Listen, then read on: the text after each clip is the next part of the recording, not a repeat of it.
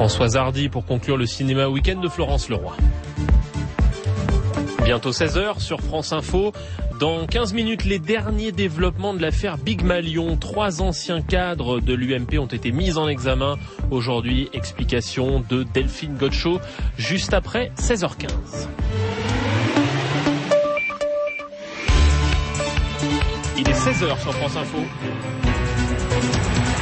Le journal François Desplan, bonjour. Bonjour, c'était la première et unique malade française atteinte du virus Ebola. La jeune infirmière soignée à l'hôpital militaire Bégin de Saint-Mandé en région parisienne est totalement guérie. Elle a pu quitter l'établissement aujourd'hui. Elle avait été contaminée au Libéria lors d'une mission pour Médecins sans frontières. C'est la ministre de la Santé, Marisol Touraine, qui l'annonce aujourd'hui. C'est une excellente nouvelle. La jeune infirmière de Médecins sans frontières est guérie, complètement guérie. Elle est non seulement sortie de la chambre d'isolement dans laquelle elle a été soignée, mais elle a pu sortir de l'hôpital.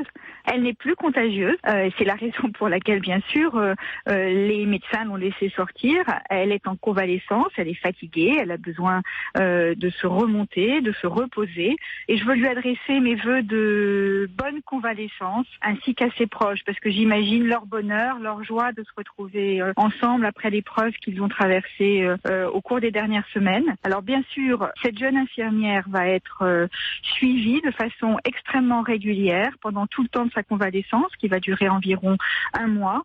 Et ce qu'on peut lui souhaiter, c'est de la vivre tranquillement, sans être trop dérangée. C'est aussi un appel que je lance.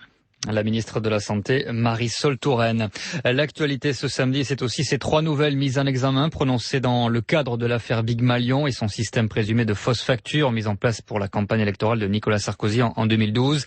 Après les 3 anciens dirigeants de cette société de communication, ce sont 3 ex-cadres de l'UMP qui sont poursuivis, cette fois pour faux, usage de faux et abus de confiance. Il s'agit d'Éric Césari, ancien directeur général de l'UMP et proche de l'ancien chef de l'État, Pierre Chassat, ancien directeur de la communication, et Fabienne Liadze, ex-directrice des affaires financières de l'UMP. Les juges cherchent à déterminer comment ce système a été mis en place et surtout qui en a donné l'ordre. Dans les faits, Big Malion aurait facturé à l'UMP des dépenses de campagne de Nicolas Sarkozy pour tenter de lui éviter de dépasser le plafond autorisé. Pour la course à l'Élysée, c'est Alain Juppé qui est le favori à l'UMP, en tout cas pour l'instant. Selon un dernier sondage, 43% des Français le préfèrent à Nicolas Sarkozy contre 23% qui sont plutôt favorables à l'ancien chef de l'État, selon le sondage du jour pour Le Parisien. Mais le rapport de force s'inverse du côté des sympathisants de droite qui préfèrent, eux, Nicolas Sarkozy. Alain Juppé, qui, comme Nicolas Sarkozy d'ailleurs, veut organiser des primaires ouvertes. Le maire de Bordeaux souhaite les mettre en place dès le premier semestre 2016. Le Royaume-Uni sous le choc, bien sûr, après l'assassinat d'Alan Henning. C'est le 2e otage britannique à être exécuté en l'espace de 3 semaines par les djihadistes de l'organisation terroriste Daesh, le 5e otage occidental. On assiste bien à une accélération du nombre de décapitations d'otages, selon Alain Rodier. Il est le directeur de recherche auprès du Centre de recherche français sur le renseignement. Il y a une dynamique, malheureusement, à l'heure actuelle, d'assassinat des otages à période régulière. Pas tellement pour faire céder la coalition, et je ne pense pas que la direction de Daesh ait cet espoir, mais pour motiver un petit peu ses troupes sur le terrain et éventuellement motiver des personnes qui sont à l'extérieur, derrière leur ordinateur, pour leur donner l'exemple. Nous sommes dans une spirale infernale parce que les frappes aériennes ont une efficacité, elles ont permis de freiner les offensives de l'État islamique, mais en aucun cas elles ne seront suffisantes pour les faire se rendre. La grande question qui se pose aujourd'hui, c'est qui va intervenir au sol et où pour obliger les responsables de l'État islamique à se rendre. Alain Rodier, directeur de recherche auprès du Centre de recherche français sur le renseignement. Pour l'instant, les forces de la coalition se contentent de frappes aériennes. Ces dernières ont encore fait 35 morts cette nuit parmi les djihadistes lors d'intenses bombardements dans le nord de la Syrie. Objectif premier de ces raids, sauver la ville kurde de Kobané, située à la frontière turque, plus que jamais menacée de tomber entre les mains de l'État islamique. Et justement, cet après-midi, plusieurs milliers de Kurdes ont défilé dans les rues de Marseille pour soutenir la population civile prise au piège dans cette ville de Kobané. Grâce à un utérus greffé, une Suédoise de 36 ans a pu donner naissance à un petit garçon. C'est une première mondiale. Cette prouesse médicale pourra permettre désormais à toutes les femmes nées sans utérus ou souffrant d'une malformation de pouvoir avoir des enfants à l'avenir.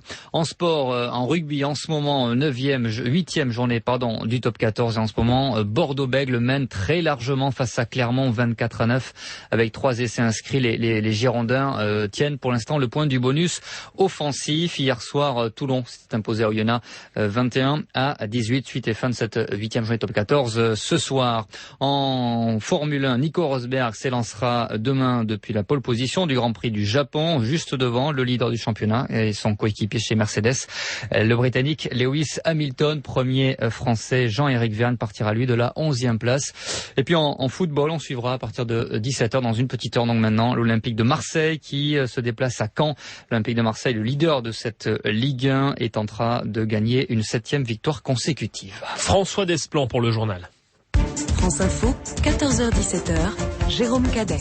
Le succès des camping-cars Made in France, on voit ça dans 5 minutes, ce sera Transportez-moi avec Gérard Felzer. Avant cela, le rugby, le top 14 et Bordeaux-Bègles qui mène la vie dure à Clermont 24-9 toujours pour les Girondins. On retournera à Bordeaux et tout de suite la météo. France Info Météo avec Teva, laboratoire pionnier des médicaments génériques, engagé pour une meilleure observance de leur traitement par les personnes âgées. Les prévisions de Joël Collado.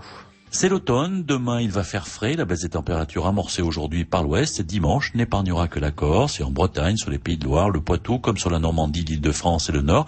Après la pluie, la nuit sera très fraîche et dans la journée, les éclaircies reprendront l'avantage, mais demain après-midi, avec des températures qui plafonneront entre 16 et 18 degrés au mieux, le soleil ne réussira pas à réchauffer l'atmosphère près de la Manche, surtout en fin de journée demain. Les nuages auront tendance à se multiplier. En allant vers l'est, le massif central ou vers le sud-ouest, où la baisse des températures demain sera également remarquable, avec demain après-midi à peine 13 à 14 degrés en Auvergne et en Lorraine, 15 degrés sur le Lyonnais et 18 degrés près de la Garonne. Les nuages demain l'emporteront et il pleuvra, passagère sur le sud-ouest et suivi l'après-midi d'un peu de soleil. Ces pluies plus durables entre le massif central et les régions de l'Est se mêleront près du relief de coups de tonnerre. Puis près de la Méditerranée, si la Corse conserve dimanche un temps plutôt ensoleillé et encore chaud, sur le continent où les températures entre Perpignan et Nice ne dépasseront pas 21 à 23 degrés, le soleil ne percera pas souvent. Autour du golfe du Lion, la tramontane se renforcera et à l'est du Rhône, demain, avant la mi-journée, les pluies, les averses prendront un aspect orageux. Joël Collado de Météo France.